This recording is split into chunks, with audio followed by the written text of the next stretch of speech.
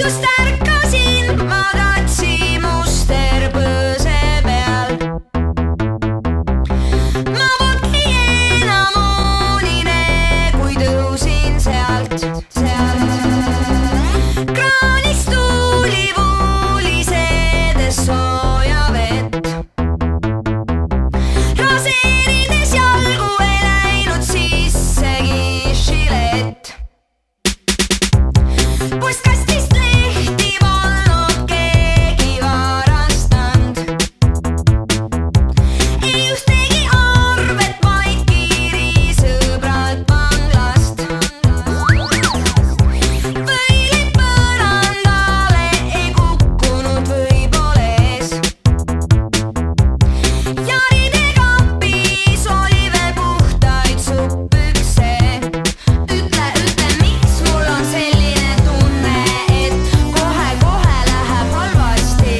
Ütle, miks mul on selline tunne, ebanormaalne.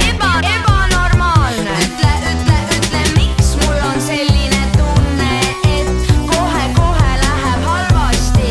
Ütle, miks mul on selline tunne, ebanormaalne. Telefonilt sain helistada välja. Liivid makstud, sain ka restoranis käia. Kadunud Texas seeliku leidsin seljakoti seest. Ja seeliku taskust leidsin 100-kroonise. Raha ma andsin ära, sest too mees oli koduta. Ja stuudios